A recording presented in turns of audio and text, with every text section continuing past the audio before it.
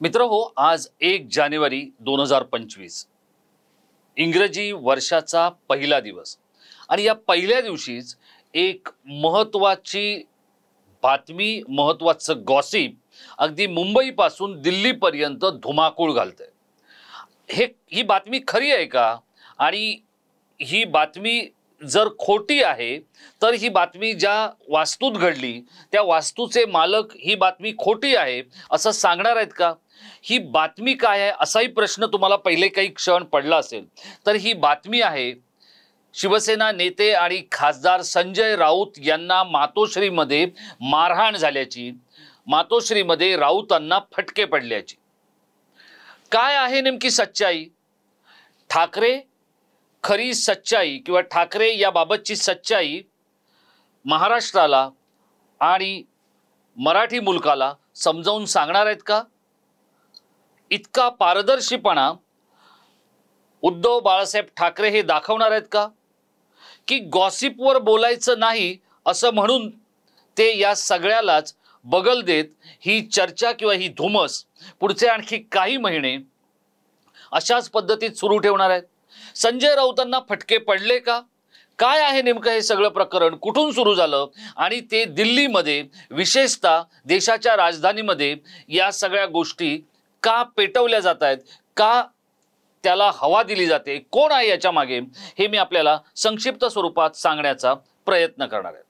नमस्कार मित्रांनो, मी राजेश कोचरेकर आणि आपण पाहताय आपलं आवडतं न्यूज पोर्टल टाइम महाराष्ट्र। सगळ्यात आधी आपल्या सगळ्या प्रेक्षकांना, हितचिंतकांना, सबस्क्रायबरना खूप खूप नव्या वर्षाच्या अर्थात इंग्रजी नव्या वर्षाच्या शुभेच्छा। 2025 हे वर्ष आता सुरू झालंय। आज पहिला दिवस आहे आणि या पहिल्या दिवशीच एक बातमी, एक गॉसिप, एक चर्चा दिल्लीमध्ये विशेषत्वानं हिंदी माध्यमांमध्ये धुमाकूळ घालते। आणि ती बातमी काय आहे तर खासदार संजय राऊत यांना मातोश्रीमध्ये मारहाण झाल्याची। या सगळ्या चर्चेला नेमकं कोणी तोंड फोडलं तर या चर्चेला तोंड फोडलं ते ज्येष्ठ पत्रकार आणि यूट्यूबर, राजकीय विश्लेषक भाऊ तोरसेकर यांनी। भाऊ तोरसेकर हे एक यूट्यूब चॅनल चालवतात, ते लोकप्रिय आहे। भाऊ तोरसेकर हे एक ज्येष्ठ पत्रकार आहेत, संपादक आहेत, राजकीय विश्लेषक आहेत। ते महाराष्ट्रातले आहेत। बऱ्याच वेळेला ते बहुतांश वेळेला सध्या दिल्लीत असतात। ते दिल्लीतून एक यूट्यूब चॅनल चालवतात ज्याचं नाव आहे प्रतिपक्ष। कोविडमध्ये सुरू झालेलं हे यूट्यूब चॅनल कमालीचं लोकप्रिय झालं आणि त्यामुळे आता ते प्रतिवाद नावाचं एक हिंदी यूट्यूब चॅनल सुद्धा चालवतात। या प्रतिवाद मधल्या एका एपिसोडमध्ये किंवा एका भागामध्ये भाऊ तोरसेकर असं म्हणालेत की माझ्या काही सूत्रांनी मला अशी माहिती दिली आणि याचा त्यांनी उल्लेख केलेला आहे। हा उल्लेख करताना त्यांनी सीताराम केसरी जे काँग्रेसचे नेते होते, आता ते आपल्यात हयात नाहीयेत, आणि त्यांच्याबद्दल घडलेली जी घटना आहे त्या घटनेचा एक साधर्म्यता शोधण्याचा प्रयत्न केलेला आहे। आता संजय राऊत हे जे काही प्रकरण आहे किंवा संजय राऊत ही जी काही व्यक्तिरेखा आहे, संजय राऊत हे जे काही शिवसेना नेता म्हणून काम करतायत ते एक वेगळं रसायन आहे। संजय राऊतांना मी ते सामनात येण्याच्या आधीपासून आणि ते सामनात आल्यानंतर, कारण मी सामनात होतो त्यांच्या आधीपासून, त्यानंतर ते एक्सप्रेस सोडून सामनात आले आणि जेव्हा संजय राऊत सामनात आले त्यावेळेला त्यांनी वयाची 30ही गाठलेली नव्हती। मग अशा वेळेला संजय राऊत हे इतक्या तरुण वयात सामनाचे संपादक होणं हे कोणालाच त्यावेळच्या बऱ्याच ज्येष्ठ पत्रकारांना रुचलेलं नव्हतं, पचलेलं नव्हतं। सामनामधून त्यावेळेला अशोक पडबिद्री हे निवृत्त झाले होते। अशोक पडबिद्री हे समाजवादी वळणाचे होते, पण शिवसेना प्रमुखांशी असलेला त्यांचा दोस्ताना आणि त्यांचा साहित्याचा अभ्यास, व्यासंग या सगळ्या गोष्टींचा विचार करता सामनाचं संपादक पद हे अशोक पडबिद्रींना देण्याचं बाळासाहेब ठाकरे यांनी ठरवलं। बाळासाहेब ठाकरे यांचं दैनिक आहे सामना, हे आपल्या सगळ्यांना ठाऊक असेल, आणि त्या दैनिकाचे अशोक पडबिद्रींनंतर आजपर्यंतचे संपादक हे संजय राऊत आहेत। आता उद्धव बाळासाहेब ठाकरे हे जरी संपादक असले तरी PRBच्या कायद्यानुसार जे काही छापलं जाईल त्याची सगळी जबाबदारी ही संजय राऊतांची असते। आता संजय राऊत हे सामनाचे संपादक झाले, त्यानंतर खासदार झाले, दिल्लीमध्ये शिवसेनेचा एक चेहरा झाले आणि सगळ्यात महत्त्वाचं म्हणजे मातोश्रीचे कान नाक डोळे होण्याचं काम त्यांनी दिल्लीच्या दरबारात केलं. आता त्या संजय राऊत यांनी त्यानंतर ठाकरेंबरोबर निष्ठेनं राहत असताना शरद पवारांबरोबर सख्य जमवलं आणि शरद पवारांबरोबर त्यांचं काही काल आणि आजचं सख्य नाहीये. गेल्या अनेक दशकांची त्यांच्याबरोबरची एक साधारण 3 दशकांपासूनची किंवा त्याही 3.5 दशकांपासूनची त्यांची मैत्री आहे. आता याच मैत्रीतून पुढे जा 2019ला महाविकास आघाडीचा प्रयोग करण्यात आला. शरद पवारांबरोबर केलेल्या या प्रयोगामुळेच उद्धव बाळासाहेब ठाकरे हे राज्याचे मुख्यमंत्री होऊ शकले. हे उद्धव ठाकरे कदाचित कधीही पुढे जाऊन नाकारतील, ते म्हणतील की आम्ही ठाकरे आहोत, आम्ही होतो म्हणून ते झालं. हे सगळं जरी खरं असलं तरी ही सगळी भट्टी जमवण्याचं काम संजय राऊत यांनी केलेलं होतं. आता संजय राऊत यांना मारहाण झाली, त्यांना फटके पडले, त्यांना एका खोलीत कोंडून ठेवलं, अशा पद्धतीचा उल्लेख हा भाऊ तोरसेकरांनी केलेला आहे. आपण भाऊ तोरसेकरांना संपर्क साधण्याचा प्रयत्न केला पण त्यांच्याशी संपर्क होऊ शकला नाही. आपण फोनवर आपल्याकडे त्याचा स्क्रीनशॉट घेऊन ठेवलेला आहे की आपण भाऊंना संपर्क साधण्याचा प्रयत्न केला. आता फक्त मी एकटाच नाहीये तर अनेक लोक भाऊ तोरसेकरांशी संपर्क साधतायत. आता यातली गंमत बघा, ही सगळी गोष्ट कोणते पत्रकार चालवतायत तर ही सगळी गोष्ट दिल्लीतले पत्रकार चालवतात आणि त्यातही जे काही मोठे चॅनेल्स किंवा मोठे यूट्यूबर हे काही ते चालवत नाहीयेत. पण शेवटी बातमी ही बातमी आहे. ती कुठल्याही व्यासपीठावर चालणं, कुठल्याही डायसवर चालणं किंवा कुठल्याही संस्थेत चालणं, त्या बातमीची जर खरंच तेवढी ताकद असेल तर ती बातमी हिट होऊ शकते. आता संजय राऊत यांच्याशी माझा असलेला स्नेह हा अनेक वर्षांपासूनचा आहे आणि त्यामुळे संजय राऊतांचं गमतीत बोलतानाचं एक वाक्य असायचं आणि ते नेहमी असं म्हणायचे की गावात गोंधळ झाला पाहिजे, तो जर झाला नाही तर आपलं पोट कसं भरेल. या त्यांच्या विधानाच्या कडे अनेक लोक वेगळ्या पद्धतीत बघू शकतील पण याच एका विधानाभोवती महाराष्ट्राचं राजकारण सतत आपल्या भोवती फिरतं ठेवण्याचं काम संजय राऊतांनी केलं. म्हणजे रोज सकाळी त्यांना विरोधी पक्ष जसा 10चा भोंगा म्हणतात तसं रोज सकाळी माध्यमांबरोबर बोलणं, न चुकता बोलणं, या सगळ्या गोष्टीची सांगड आज कशी घातली गेली या व्हिडिओमध्ये किंवा या संजय राऊतांच्या या गॉसिपच्या बाबतीमध्ये. तर गेले 3 दिवस त्यांचा सकाळचा माध्यमांबरोबरचा संवाद होत नाहीये. तर तो का होत नाहीये? सध्या संजय राऊत हे सिमलामध्ये आहेत. ते आपल्या कुटुंबाबरोबर नव्या वर्षाच्या स्वागतासाठी तिथे गेलेले आहेत. आपण एक्सवर जाऊन त्यांचं हँडल चेक करू शकता, त्यांचं अकाउंट चेक करू शकता. तिथे त्यांनी फोटो टाकलेले आहेत आणि त्या फोटोमध्ये ते एकटे तिथे बसल्याचं आपल्याला दिसतंय. त्यानंतर त्यांनी काही सूर्योदयाचे फोटो टाकलेले आहेत. एकूणच काय तर ही गोष्ट संजय राऊतांच्या कानावरही गेलेली आहे की अशा पद्धतीत एक वातावरण तयार झालेलं आहे. आता हे काय म्हटलेलं आहे तर ही बैठक काय होती? ही बैठक होती नगरसेवकांची बैठक होती आणि या बैठकीमध्ये कशा पद्धतीत महानगरपालिकेच्या निवडणुकांना सामोरं जायचं या संदर्भातली चर्चा सुरू होती आणि ही चर्चा सुरू असताना आपण स्वतंत्रपणे लढावं वगैरे यासाठीचा जे काय मंथनाचा भाग होता त्यावेळेला संजय राऊत हे उद्धव ठाकरेंच्या उपस्थितीत काही गोष्टी पुढे रेटून नेत होते आणि असं भाऊ तोरसेकर असं म्हणतात की भाऊ तोरसेकरांच्या सूत्रांनी असं सांगितलं की त्यावेळेला जे काही तिथे बोललं जात होतं त्यामध्ये उद्धव ठाकरे यांच्या समोर आपल्याला जे हवं आहे किंवा आपल्याला जे मांडायचं आहे ते मांडण्याचा किंवा त्याच मुद्द्याची रेटारेटी करण्याचा प्रयत्न संजय राऊत करत होते आणि त्यावेळेला तिथल्या काही नगरसेवकांनी, काही विभाग प्रमुखांनी आणि शाखा प्रमुखांनी संजय राऊतांना एका खोलीत डांबून ठेवल्याचं सांगितलं जातं. 25 डिसेंबरच्या नंतर अशी कोणतीही बैठक मातोश्रीवर झालेली नाही आणि मग असं जर कुठेतरी एक समोर येत असेल, काही दिवसांपूर्वी एक गोष्ट मातोश्रीवर घडली होती. आता सध्या मातोश्रीवर काय होतंय तर एकतर 20 आमदार फक्त शिल्लक राहिलेले आहेत. पक्षाची जी काय स्थिती आहे त्याला मी वाताहत म्हणणार नाही कारण ज्यांना कोणाला तो शब्द वापरायचा असेल तो त्यांनी वापरावा.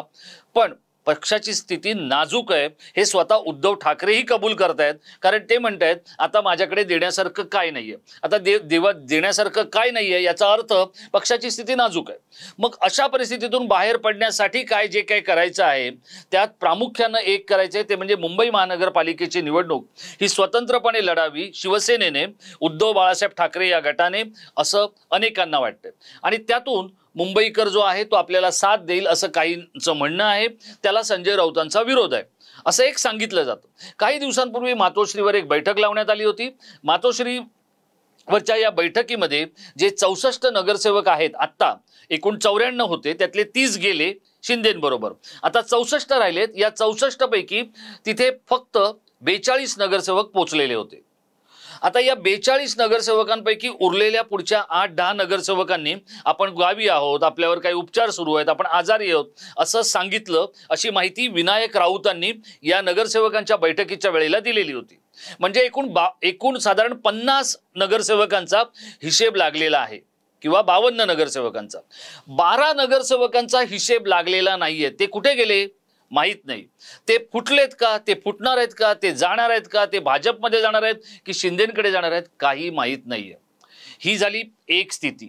ही जी बैठक होती त्या बैठकीनंतर पुन्हा एक बैठक लागली, पण त्या बैठकीचा आणि या बैठकीचा संदर्भ जुळत नाहीये. मी अनेकांशी बोलण्याचा प्रयत्न केला पण ते काही होत नाहीये. आता सध्या मातोश्रीवर जे काही आहे तिथे एक प्रचंड मोठ्या प्रमाणात वॉर सुरू आहे.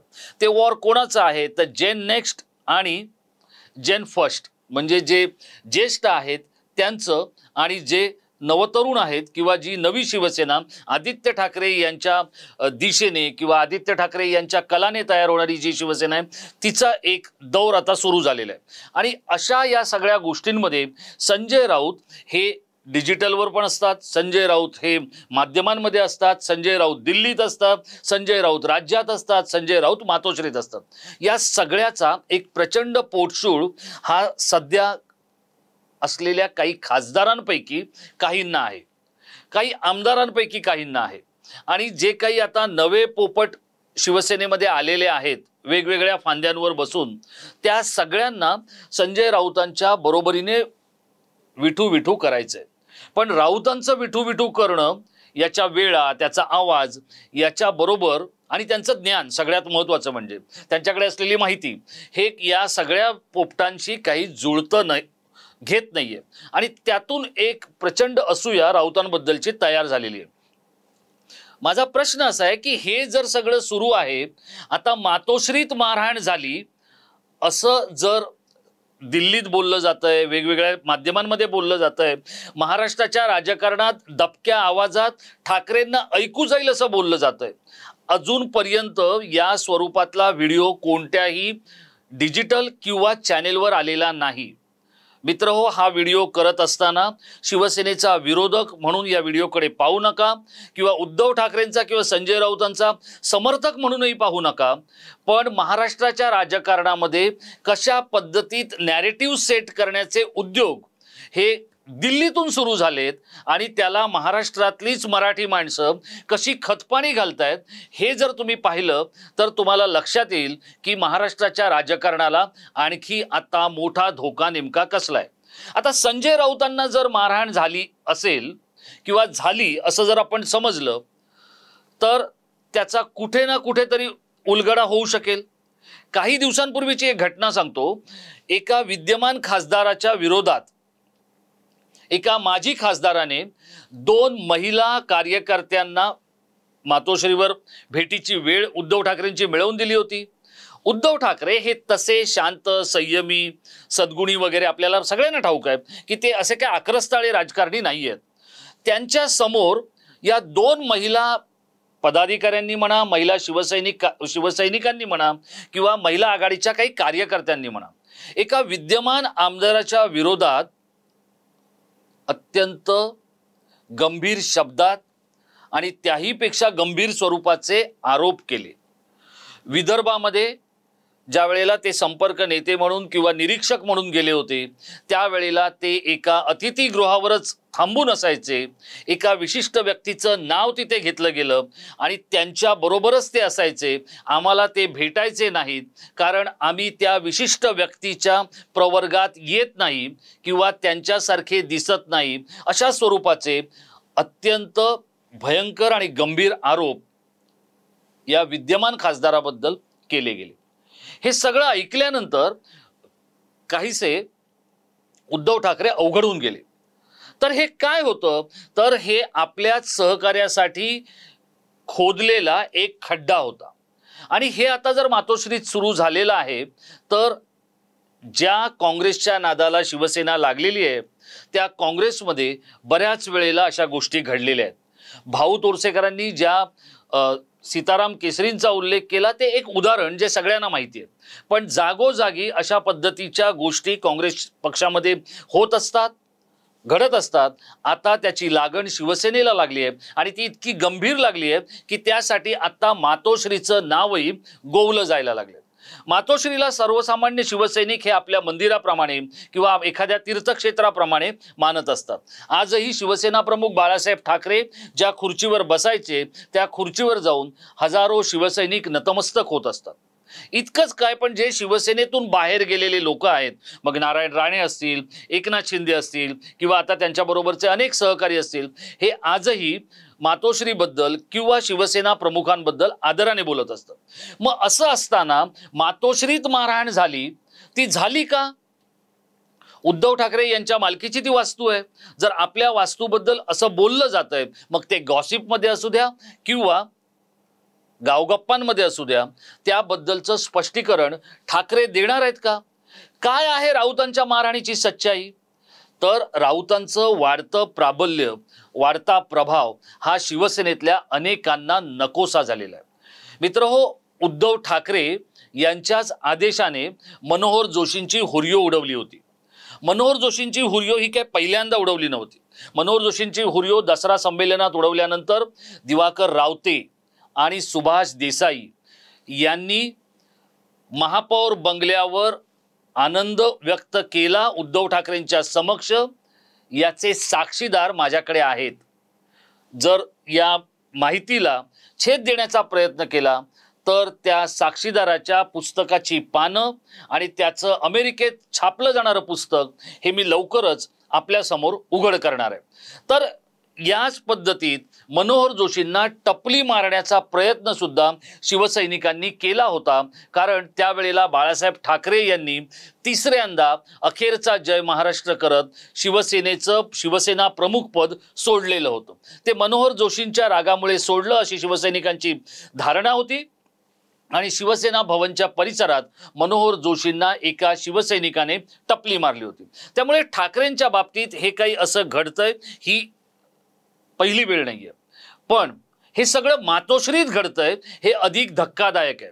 दिल्लीसारख्या राजधानीमध्ये याबद्दलचे बनले जाणारे व्हिडिओ, बनले जाणाऱ्या बातम्या आणि त्यावर होणाऱ्या चर्चा हे सगळं मातोश्रीला या निवडणुकीच्या आधी मान खाली घालायला कशी लागू शकेल याचं नॅरेटिव्ह कोणी सेट केलंय का?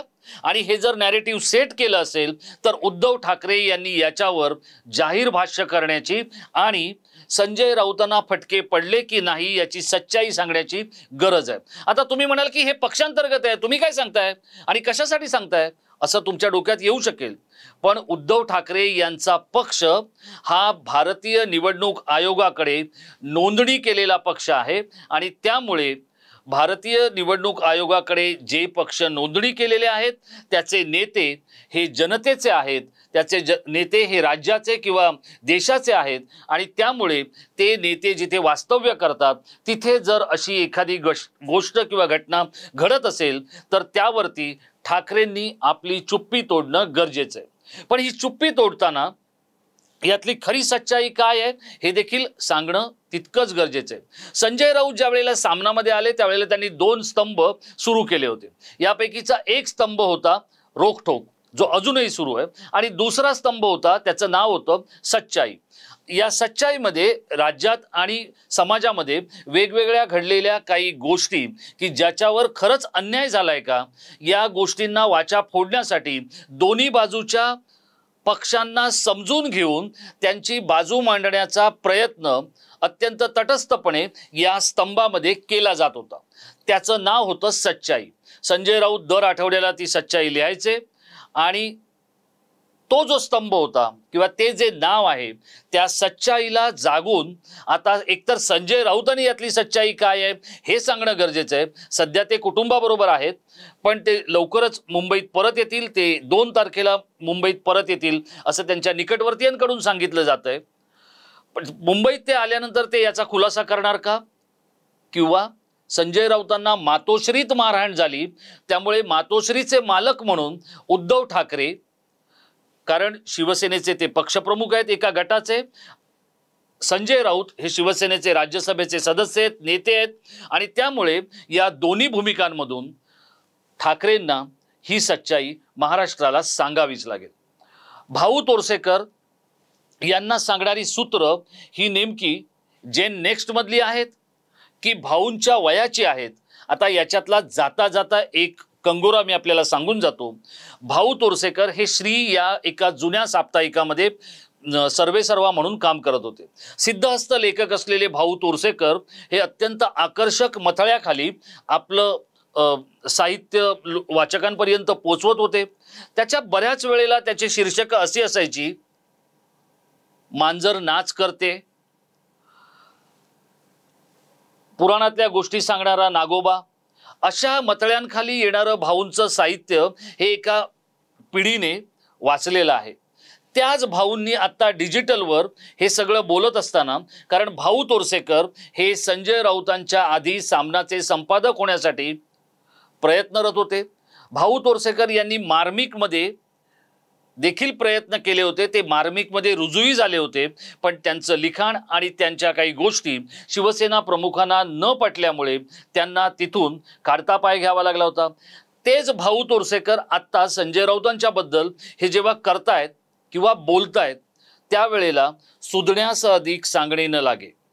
पण म्हणून उद्धव ठाकरे यांनी इळीमिळी गुपचिळी करून चालणार नाही, कारण शिवसैनिकांचं पवित्र तीर्थक्षेत्र समजल्या जाणाऱ्या मातोश्रीमध्ये जर मारहाण होणार असेल तर मग उद्धव ठाकरेंना बोलावं लागेल. उद्धव ठाकरे सच्चाई बोलणार आहेत का, की पुन्हा एकदा स्वतःसाठीच संजय राऊतांना सच्चाई सांगावी लागणार आहे? काय आहे हे सगळं नेमकं प्रकरण, यावर आपण बारकाईने लक्ष ठेवणार आहोत. आपण प्रतीक्षा करतोय संजय राऊत मुंबईत येण्याची. मित्रहो, आपल्याला या संपूर्ण घटनेबद्दल आणि भाऊ तोरसेकरांनी ही जी सूत्रांच्या आधारे दिलेली माहिती आहे त्याबद्दल आपल्याला काय वाटतंय? संजय राऊत हेच शिवसेनेच्या ऱ्हासाला कारणीभूत आहेत का? उद्धव ठाकरे हे स्वतःच्या क्षमतेनं मुख्यमंत्री होऊ शकले असते का? आपल्याला काय वाटतंय? आपण आमच्या इनबॉक्समध्ये आपल्या प्रतिक्रिया द्या.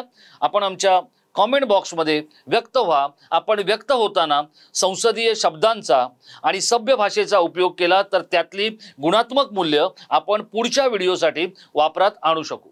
मित्रहो, आपल्याला काय वाटतंय या संपूर्ण सगळ्या प्रकाराबद्दल आणि महाराष्ट्रातल्या नेत्यांची आणि महाराष्ट्रातल्या एका पुण्यवास्तूची दिल्लीमध्ये होणारी जी बदनामी आहे त्याच्यामागे कोण आहे?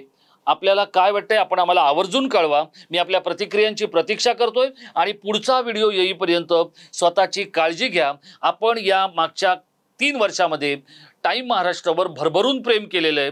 2025 या वर्षामध्ये आपल्याला काही विक्रम प्रस्थापित करायचे आहेत. मला खात्री आहे की हे विक्रम प्रस्थापित करताना तुम्ही आमच्या बरोबर नाही तर तुम्ही आमच्या सोबत असाल याची खात्री असल्यामुळेच पुन्हा आपल्याला एक विनंती करतो की आपण जर टाइम महाराष्ट्र सबस्क्राइब केलं नसेल तर आवर्जून सबस्क्राइब करा. तुमच्या जीवलगांना आणि प्रियजनांना ते सबस्क्राइब करायला सांगा. आणि हा व्हिडिओ तुम्ही शेवटपर्यंत पाहिला असेल तर तो लाईक करून शेअर करायला विसरू नका. पुन्हा एकदा हॅपी न्यू इयर. धन्यवाद.